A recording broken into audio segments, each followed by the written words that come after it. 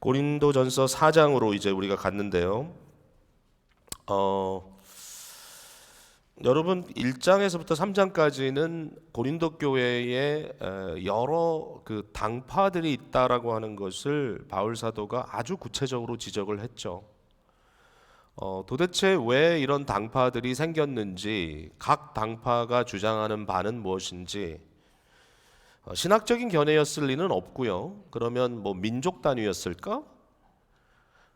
아니면 뭐 어떤 의미에서든지 저들의 문화나 배경이 달랐기 때문에 이처럼 다른 그룹들이 지어지고 이 그룹들이 다른 지역 교회 형태로 모이면서 서로 공존하는 것이 아니라 경쟁하고 시기하고 질투하는 그러한 굉장히 지역 주민들에게도 눈살 찌푸리게 하는 잘못된 모습을 보여주고 있었다는 것이 이제 바울 사도의 지적입니다. 이것은 굉장히 잘못된 일이라고 바울이 지적하죠. 뭐 아무리 열심이 많다 그래도 그 열심이 이것을 정당화시킬 수가 없다. 이처럼 너희가 시기하고 질투하는 것은 너희가 성령께 붙들림 받은 자들이 아니라 구원을 받지 못했다든지 뭐 성령의 거듭나게 하신 역사가 아예 없었다고 말씀하시는 것은 아니지만, 그러나 확실한 것은 저들이 하는 모습들을 보면 죄악된 육체의 소욕, 옛사람의 모습을 가지고 자꾸만 충동질하고 있었다라는 것을 바울 사도가 말을 하죠. 아예 3장에는 이것이 그리스도 안에 있긴 하지만 아주 갓난아기처럼 좌우 앞뒤 분별할 수 없는 그러한 아주 어리석은 모습이라고 이야기하고 있고요. 그러니까 그리스도 안에서 영적으로 장성한 사람이 되어야 될 텐데 그렇게 되지 못하는 것이 너무나 안타깝다. 이제 이 얘기를 쭉 나눠주셨잖아요. 4장으로 넘어오면서 바울 사도가 굉장히 중요한 걸 하나 짚고 갑니다. 이게 뭐냐면은 여러분이 기억하시겠지만 고린도 교회에 있었던 특별히 4개의 당파를 이제 바울이 아주 이름으로 지적하고 있는데, 그 당파 중에 한 당파가 바울파였단 말이에요. 이게 좀 난감한 겁니다. 바울은 당짓고 있는 일 자체가 너무나 옳지 않다. 근데 문제는 뭐냐면은 그 안에 자기를 추종한다고 말하고 있는 소위 추종자 그룹이 자기의 이름을 내세우고 당을 짓고 있었다는 것이죠. 물론 4장을 읽다 보면 단순히 바울의 그 추종자만 있었던 것은 아니고, 뭐 어떻게 보면 당연하죠. 내당파가 있었으니까 바울의 안티 그룹도 있었다. 이제 이게 고린도 후서로 가면 굉장히 분명하게 나타나잖아요.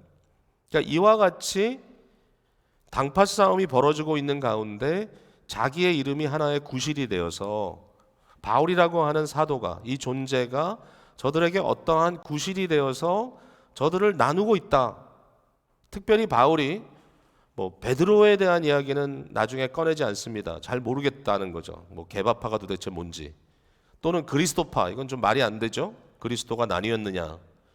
근데 적어도 바울의 영향권 안에 있었던 아볼로라고 하는 리더, 아볼로파도 있었잖아요. 적어도 아볼로와 자기를 이야기하면서 바울이 굉장히 강력하게 얘기했잖아요. 사람들이 우리 이름으로 세례를 받았냐? 그러니 아니다. 나는 오직 복음을 심었고 아볼로는 물을 주었다. 그런데 하나님께서 자라게 한 것이다 라고 하면서 특별히 아볼로와 자기의 사역의 의미가 무엇인지를 굉장히 힘줘서 얘기하지 않습니까? 나중에 우리가 이 본문 안에서 보았지만 특별히 6절에 보면 나와 아볼로를 본을 들어서 너희들을 좀 설득하려고 하고 있다. 그러니까 이제 적어도 아볼로에 대한 사정은 바울이 너무나 잘 알았기 때문에, 자기를 포함해서 이 두 사람에 대해서는 바울이 뭔가 저들을 향하여 확고하게 우리의 의도가 절대로 너희로 하여금 우리를 추종하기 때문에 다른 사람들을 배격하는 그러한 형태를 갖는 것을 전혀 원하지 않는다. 그러니까 이제 이건 되게 중요한 거예요. 여러분, 우리가 항상 fair 해야 되는데 fair 하지 않죠. 교회 안에 이렇게 분열이 있다라고 막 분열하면 안 됩니다. 근데 분열하면 안 된다고 말하는 그 목회자가 그 분열하는 두 그룹 중에 한 그룹을 대표하고 있다면 그 fair 하지 않죠. 그죠?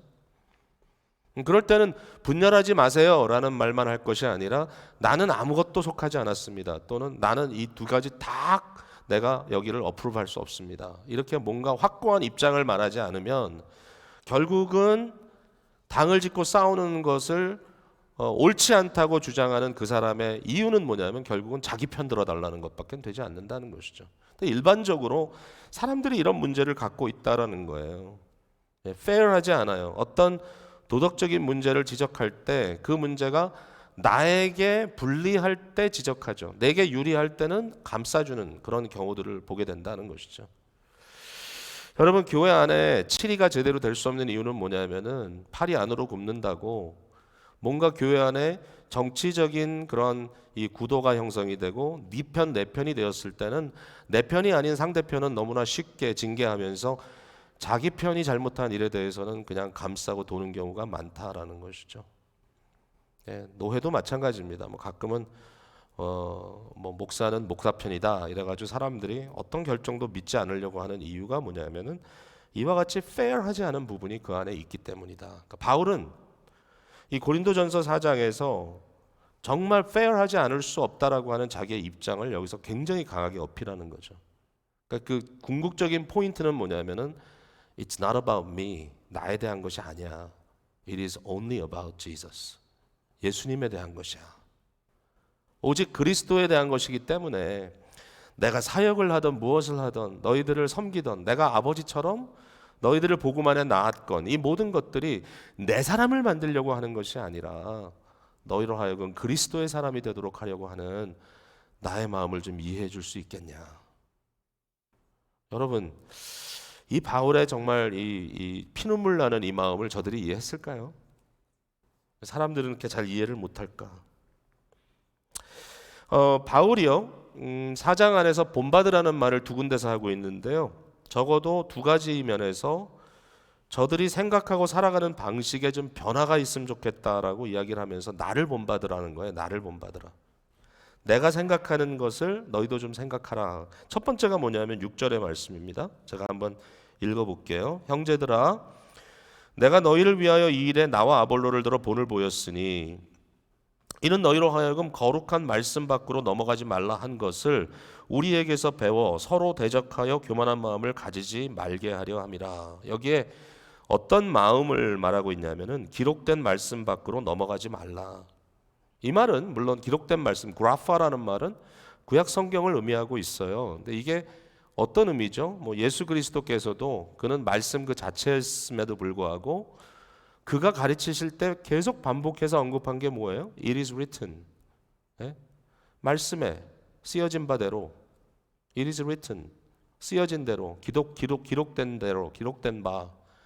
예수 그리스도께서도 충분히 그 순간에 어느 순간에 이는 내가 임의로 하는 말이야 라고 해도 들어야 되죠, 사람들은. 그러나 그리스도 예수의 모든 말씀을 들여다보면 어떻게 구약의 말씀이 성취되었는가?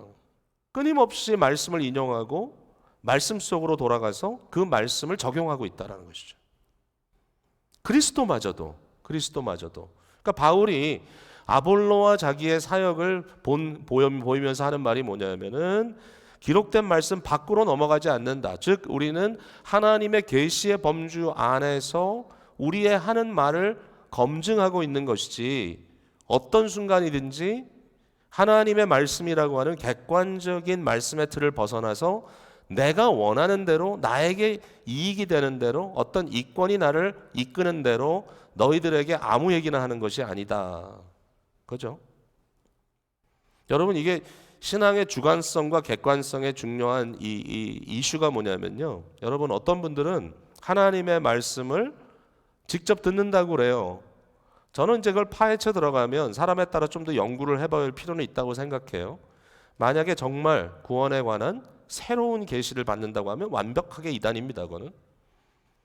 그들은 하나님의 직접 계시를 받는다고 말한다면 그건 완전 이단이에요. 그거는 여러분들이 절대로 쫓아가서는 안 돼요. 또 어떤 분들 같은 경우는 성령님께서 마음에 이렇게 좀 컨빅트 해주고 나에게 깨달음을 주시는 것들을 마치 음성을 듣는 것처럼 듣는다 하는 분들도 계세요. 근데 잘 들어보면 케이스를 다 연구를 해보면 이것은 새로운 계시라기보다는 하나님의 말씀, 주어진 말씀이 성령 안에서 이렇게 깨우쳐지는 듯한 이제 그러한 것이다. 이걸 이제 말하고 있는 거예요.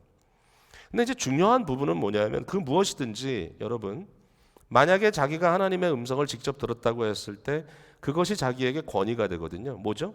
하나님이 말씀하셨다는데 누가 그걸 반대할 거예요? 하나님이 말씀하셨다는데, 내가 들었다는데.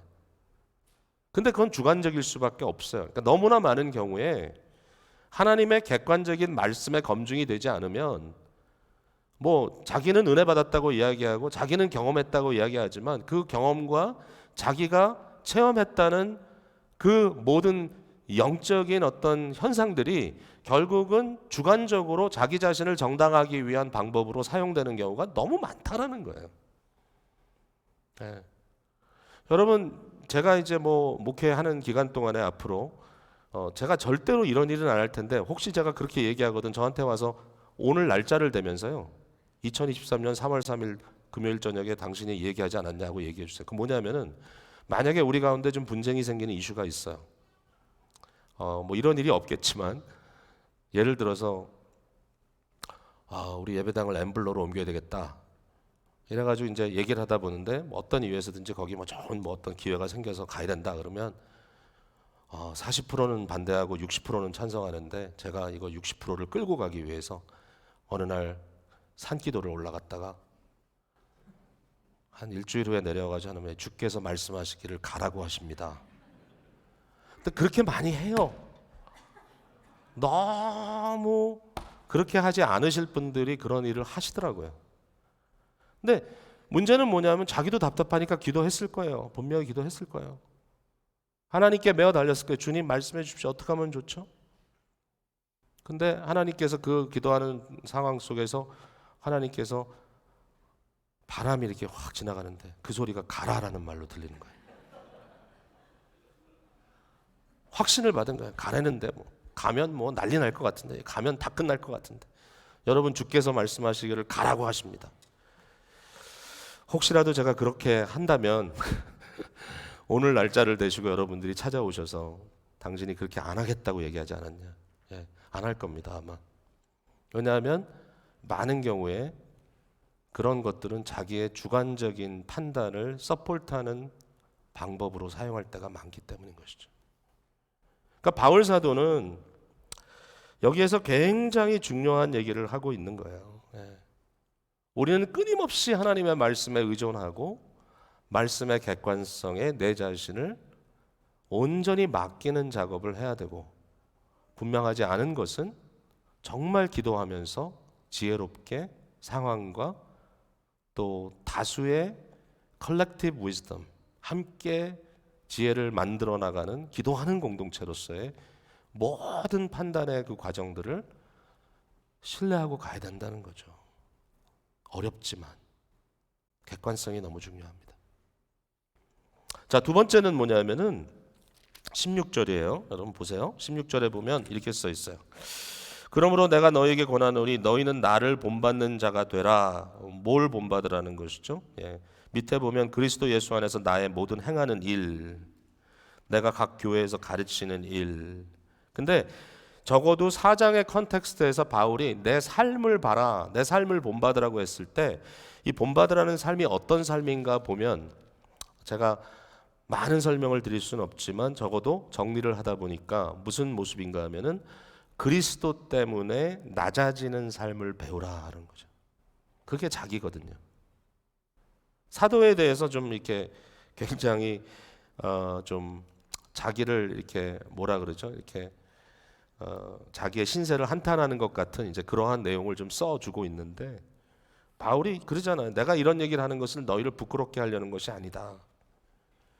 바울 스스로 이런 삶을 그리스도 안에서 자기가 부여받았다고 하는 사실을 거부하지 않는 거예요. 어렵지만.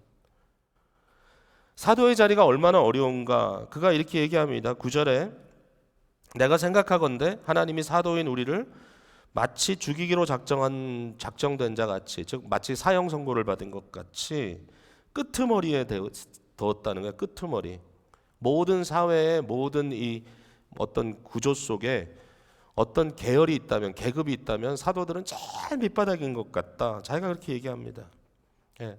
하나님의 나라, 그리스도의 교회의 파운데이션에 선지자와 사도들의 파운데이션 위에 세웠다고 하는 영광스러운 직책의 의미가 있음에도 불구하고 저들이 살아가는 삶의 현실에 들여다보니까 예수 그리스도 때문에 엄청나게 낮아지고 또 낮아져야 되는 자기의 현실을 본 것이죠. 뭐라고 얘기하죠? 우리는 세계 곧 천사와 사람에게 구경거리가 되었다. 자기들의 삶들이 굉장히 드라마틱해요. 뭐 별의별 일들이 다 있어요. 뭐 돌에 맞기도 하고, 뭐 가지 말아야 될 곳을 뭐 가야만 하기 때문에 가는 길에 엄청나게 힘든 그런 고초를 치르기도 하고, 사람들에게 어마어마한 오해를 사기도 하고, 말도 안 되는 상황 속에서 왕과 지도자들 앞에서 쇠사슬에 묶인 채로 자기의 신세를 변증하기도 하고, 아무리 생각해도 이건 너무 이상하단 말이죠. 근데 이게 왜 이런가, 도대체 왜 이런 드라마 같은 인생을 사는가, 여기에 대해서 마치 하나님께서 온 세상 앞에 우리를 구경거리로 만든 것과 같다. 네. 이게 되게 재밌는 헬라어더라고요. 테아트론이라는 단어입니다. 테아트론. 테아트론이라는 단어는 영어로 하면 theater죠. theater.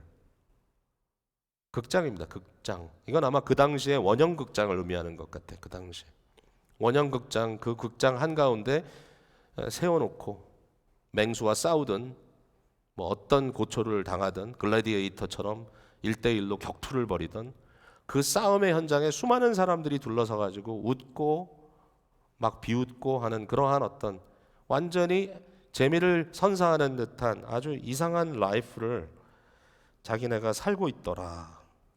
뭐예요? 이 시각까지 11절에 우리가 줄이고 목마르며 헐벗고 매맞으며 정한 삶의 자리가 없대. 정처가 없대. 네. 생활의 고초까지 치르면서 어떨 때는 스스로 손으로 일을 해서 먹고 살아야 하고, 모욕을 당하는데 내가 지금 모욕을 당하는데 축복을 해야 되고, 박해를 받았지만 참아내야 되고, 비방을 받으나 끝까지 사랑으로 권면해야 되고, 정말 세상에서 가장 더러운 것, 찌꺼기 뭐예요? 쓰레기란 얘기죠. 쓰레기. 내 자신의 모습을 보니까 이 사회 안에서 내가 겪고 있는 모든 고초는 마치 쓰레기 같은 인간이 아니고는 당할 수 있는 고초가 아니더라. 굉장히 심한 말이죠. 굉장히 심한 말이죠. 근데 바울 사도가 이렇게 말을 하는 이유가 있죠. 왜냐하면은 고린도 교회 교인들이 정반대편에 가 있기 때문에. 저들은 군림하려고 하고 있고, 저들은 모든 것을 자기네가 가지고 싶어 하고, 저들은 높은 자리에 있고 싶고 자랑하고 싶어 하고, 다른 사람의 이름을 빌려서라도 자기의 파워를 형성하고 싶어 하고, 그러니까 이런 모습들을 바라볼 때 바울 사도는 나를 본받으라. 무슨 얘기죠? 그리스도의 낮아지는 삶을 배워라. 자, 이게 이제 결론적인 부탁이에요. 제발 이렇게 해라. 하나님께 의존하는 계시적 의존, 하나님의 계시에 의존하는 사고를 배워라. 그리스도 때문에 낮아지는 삶을 선택해라. 근데 이게 과연 어떤 이유로 가능할까? 자, 어떤 의식이 있어야 이런 생각과 삶이 나올 수 있을까? 여러분, 그렇잖아요? 의식이 형성돼야 그 의식으로 인하여 생각과 삶이 나오지 않습니까? 이 의식이라는 게 되게 중요하죠. 어떤 사고의 틀이죠. 생각하는 방식. 굉장히 중요해요. 이게 뭐냐 했을 때 다 그리스도에 대한 겁니다. 짧게 말씀드릴게요. 첫 번째는 그리스도의 종이라는 거예요. 그리스도의 종. 4장 1절에 자, 사람이 마땅히 우리를 그리스도의 일꾼이요 그랬습니다. 그리스도의 일꾼이요. 여러분, 여기 일꾼이라는 단어가 되게 재밌는 단어더라고요. 그러니까 그냥 어떤 종, 뭐 둘로스, 디아코노스 이런 단어가 아니고요. 다른 단어예요. 근데 이 단어의 의미가 뭐냐면은, 여러분, 바울이 배들을 많이 타고 다녔잖아요. 큰 배를 타고 이렇게 지중해를 이곳에서 저곳으로 막 옮겨 다니면서 뭐 별의별 풍랑도 맞고 그랬잖아요. 근데 옛날에 배들이 어떤 배입니까? 물론 이렇게 돛대를 달고 가는 그런 항해도 있죠. 그러나 많은 경우에 그렇게만 할 수가 없기 때문에 이 소위 종들 또는 노예들이 이 배의 제일 아래층 하층에 들어가 가지고 노를 집니다. 네, 그렇죠? 여러 사람이 노를 붙들어 가지고 그 큰 배를 앞으로 가게 하는 거죠. 옛날 영화들 보면 나오잖아요. 뭐 전쟁 영화 나오고, 뭐 심지어는 이순신 장군 나오는 영화 봐도 나오죠. 그런 거. 그러니까 똑같아요. 그러니까 이 노를 짓는. 그러니까 여기에 그리스도의 일꾼이라는 단어가 노짓는 자다라는 뜻이더라고요. 깜짝 놀랐어요, 이거 보면서. 아, 바울이 뭐라고 얘기하는 건가 하면 자기 스스로 의식하는 거예요. 나는 어떤 자냐? 나는 그리스도 예수라고 하는 이 거대한 배를 움직이게 하는, 그것을 움직여가는 여러 섬기는 노젓는 일꾼 중에 하나다 얘기해요. 자기 자신이. 대단한 생각이에요. 대단한 생각. I am one of them. 혼자가 아니에요. 바울은 알아요. 나 혼자 하는 거 아니에요. 끊임없이 자기는 동역자들을 얘기해요. 예? 고린도전서 1장 1절에부터 소스테네 얘기하고 있죠. 오늘 본문에도 아폴로 얘기하고 있죠. 뒤에 보면 디모데 얘기하고 있죠. 바울은 끊임없이 수많은 사람들 사이에서 그리스도의 노젓는 자로서 그 힘들고 어려운 일이지만 그러나 함께 힘을 합하여 그리스도께서 가자 그러면 앞을 향하여 열심히 노를 짓는 그 사람 중에 하나다. 그 사람 중에 하나다. 이 똑같은 사상을 가지고 7절에 고린도 교회를 향하여 질책하는 말을 합니다. 7절에 누가 너를 남달리 구별하였느냐? 내게 있는 것 중에 받지 아니한 것이 무엇이냐? 내가 받았은즉 어찌하여 받지 아니한 것 같이 자랑하느냐? 특별히 첫 번째 말이죠. 누가 너를 남달리 구별하였느냐? 여러분, 이 시대는 개별성 또는 개인주의가 굉장히 강하기 때문에요. 내가 중심입니다. 그죠? 항상 내가 중심. 내 판단, 나의 생각, 모든 것이 다 나 중심으로 생각하는 사회에 살고 있고, 더군다나 서구 사회라는 것은 그것에 굉장히 발전되어 있는 형태를 갖고 있기 때문에, 교육도 창의력을 강조하기 때문에 모든 사람들이 자기가 특별하다는 것을 굉장히 중요시 생각하고 있어요. 여러분 레주메를 쓰더라도 좀 튀어야 되고, 인터뷰를 하더라도 여러분이 남보다 다르다는 걸 뭔가 증명해내지 않으면 안 되는 사회 구조 속에 우리가 살고 있잖아요. 근데 바울 사도는 하나님의 이 이코노미 안에서, 하나님의 오이코노스 안에서, 하나님의 이 역사 속에서, 하나님의 나라 속에서 굉장히 중요한 것을 그리스도인이 사고의 어떤 틀로 갖고 있어야 된다는 거예요. 저도 이게 쉽진 않아요. 저도 특별하고 싶거든요, 여러분. 이렇게 뭔가 이렇게 사람들에게 기쁨의 교회, 그럼 우리는 좀 특별한 교회야, 이 말을 들으면 기분이 왠지 몰라도 좋아요. 당신은 좀 특별한 사람이야, 그럼 되게 좋아요, 기분이. 그래서 그걸 자꾸 듣고 싶어 해요. 또 얘기해줘, 또 얘기해줘. 나 특별하다고, 내 이고를 좀 마사지 해달라고 계속 얘기를 하는데, 근데 끊임없이 생각해야 되는 부분이 뭐냐면은, 이 지구촌에는 그리스도의 배에 노젓는 사람이 너무 많아요. 저는 그들 중에 한 사람이에요. 이걸 잊어버리면 적절한 순간에 잘못 판단하고 잘못 행동하게 될 것 같아요. 여러분 그 이해하시겠어요? 이 말씀? 바울이 자기에 대해서 그렇게 얘기하는 거야. 두 번째는 그리스도의 청직이래요. 예.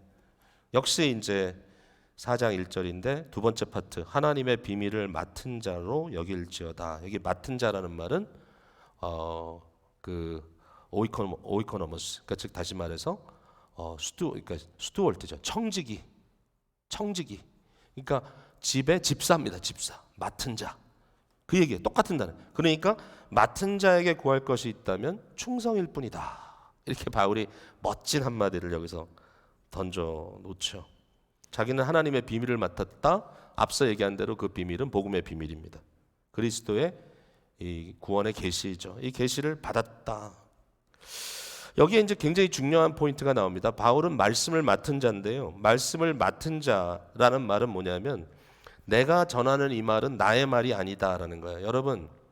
여러분이 어떤 말씀을 어떻게 깨달았든지, 여러분 마음속에 내가 남들이 모르는 어떤 복음의 큰 비밀을 알고 있다고 생각하더라도 절대로 그것이 여러분의 것이라고 생각하지 마십시오. 설교자로서도 저도 이런 트랩에 빠질 수 있을 것 같아요. 뭔가 제 식대로, 제 판단대로, 남들이 보지 않은 어떤 통찰력을 가지고 남들이 일반적으로 찾아내지 못한 성경 구절의 의미를 발견함으로써 역시 보는 눈이 달라. 박 목사는 설교에 창의력이 있어. 뭔가 남이 알지 못하는 것들을 끄집어내는 실력이 있어. 여러분 그러다 보면 이제 설교하는 사람들이 다 마술사가 돼가지고요. 마치 마술사가 모자 안에서 래빗을 꺼내듯이 매주마다 설교할 때 성경을 펴놓고 거기서 래빗 하나씩 꺼내면서 See, I can show you 이러고 있다는 거예요. 그리고 자기가 하고 있는 일에 대해서 박수 받고 싶어요. 근데 이제 여기에 바울이 하는 말이 뭐냐면 나는 연설가가 아니라는 거예요. 연설가는 자기가 나름대로 코미디를 쓰듯이 재밌게 사람을 울리고 웃기기 위해서 실력을 발휘해서 창의력을 가지고 뭐 드라마를 쓰든지 셰익스피어처럼. 바울이 하는 얘기야. 나는 셰익스피어가 아니야. 나는 그 당시에 유명한 시세로나 당시에 유명한 이런 작가들이 아니야. 나는 뭐야? 나는 하나님의 말씀을 맡은 청지기예요. 내가 하는 말의 가치는 내가 어떻게 해서든지 이 말이 당신들에게 듣기 좋게, 당신들이 이해하기 편하게, 당신들이 들었을 때 흥미롭게 전하는 것이 내 최선이 아니라 내 최선은 하나님의 말씀 있는 그대로 최대한으로 faithful하게 전달하는 것. 맡은 자에게 구할 것은 faithfulness, 충성밖에 없다. 자, 마지막입니다. 그리스도의 노짓는 자, 그리스도의 청지기. 그렇다면 마지막 중요한 포인트는 뭐죠? 나를 평가하는 분은 그리스도 한 분뿐이다. 너희가 나를 영입해서 박수를 치면서 나를 어떤 이 그룹의 리더로 만들려고 한다고 할지라도 나는 거기 빠지지 않겠다. 사람들이 나에게 뭐라고 하는지는 나에게 그렇게 중요하지가 않다. 바울이 심지어 이런 말까지 합니다. 나는 나 스스로도 나를 판단하지 않겠다. 여러분 4절에 내가 자책할 아무것도 깨닫지 못한다. 이 말은 바울이 스스로 흠이 없다는 얘기인가요? 그런 말 아니에요. 그런 말이 아니에요. 이로 말미암아 의롭다함을 얻지 못하노라. 다만 나를 심판하시는 주시다. 여기에 심판이라는 단어의 중요한 의미는요. 마지막 판결입니다. 마지막 판결. 바울 스스로 순간순간 자기에 대해서 리플렉트하지 않는단 말은 아니에요. 바울은 리플렉트해요. 바울은 사고하는 인간이에요. 자기의 모습을 계속 그려주고 있어요. 얘기해요. 그러나 절대로 그것이 마지막 판단일 수가 없어요.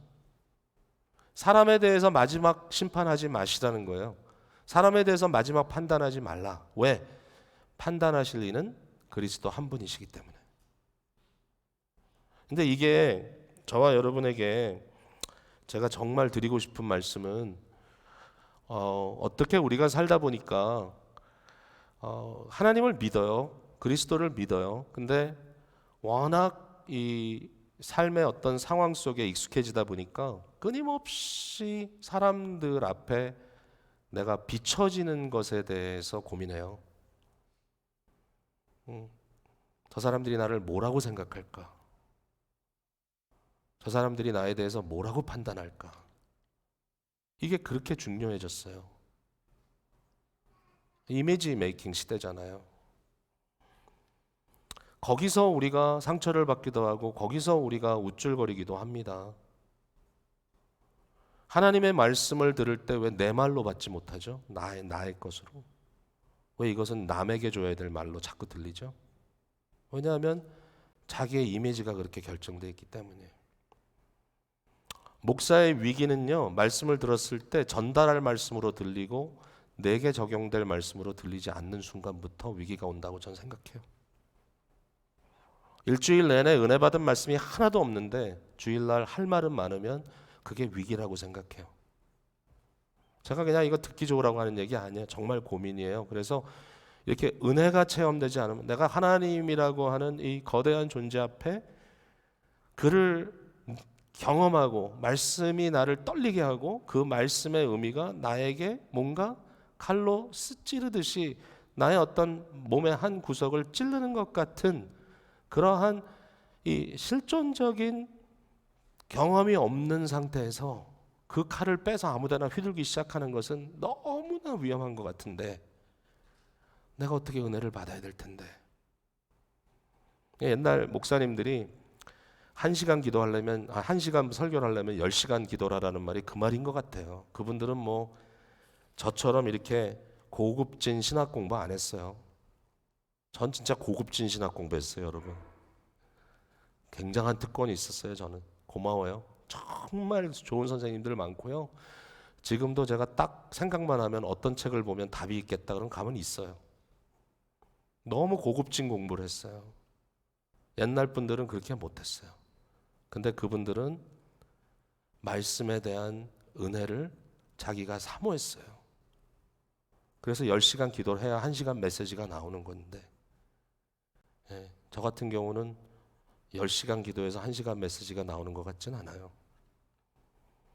그래서 이게 항상 고민이에요. 적어도 뭐 기도라는 것도 여러 방법이나 상황이 있으니까 매일 아침마다 하나님 앞에 그 몇 시간 드리는 시간을 통해서 말씀을 보고 또 보고 말씀과 묵상하고 말씀을 또 이리 봤다 저리 봤다 앞뒤로 보고 영어로 읽고 우리말로 읽고 스텝 바이블 찾아가지고 헬라어로 보고 히브리어로 보고 뭐 다 이해하는 건 아니지만 요즘 소프트웨어가 너무 좋아가지고 다 보여요. 그러면서 뭔가 그 말씀 하나에 나의 삶 속에 확 들어오는 그 무언가를 건지지 못하면 설교가 안 되죠. 근데 제가 이제 이런 말씀을 드리는 것은 뭐 저의 고민을 말씀드리는 것만이 아니라 우리가 하나님의 말씀 앞에 우리가 열려 있지 않으면, 하나님의 말씀은 양날 선 날쌘 검 같아서 우리의 내부, 우리의 속 마음, 골수 깊은 곳까지 다 쪼갠다고 했잖아요. 그러니까 이 말씀의 해부됨을 내가 스스로 당하지 않은 상태에서 남들에게 던지지 말자. 안 그러면 누구도 하지 말아야 될 심판자가 될 가능성이 많다. 이게 바울이 적어도 고린도전서 4장을 통해서, 물론 여기에 많은 질책을 하잖아요. 그 사람들에게. 심지어는 내가 가면 너희들의 말이 아니라 너희의 능력을 내가 시험해 보겠다. 이거 능력도요, 제가 아무리 생각해도 재주 부리는 능력이 아니고요, 그리스도의 낮아지는 삶을 살아내는 능력이라고 저는 확신하게 됐어요. 읽다 보니까. 말만 하지 말고 너희의 삶이 그리스도의 낮아짐을 생활화할 수 있는 삶이 된다면 내가 그 능력을 인정해 주겠다. 그러나 너희가 교만하고 너희가 시기 질투하며 계속 격투하는 삶을 살아간다면 너희의 말이 상대를 압제하기 위한 도구로 쓰임 받는다면 그것은 내가 알아봤어. 너희들은 영적인 실력이 하나도 없는 자들이야. 라고 바울이 얘기하겠다는 거예요. 여러분, 이런 말씀이 막 푹푹 찔리지 않아요, 우리한테? 오늘도 이 말씀 마음에 품고 기도하시는 가운데 하나님께서 은혜 주시기를 바랍니다.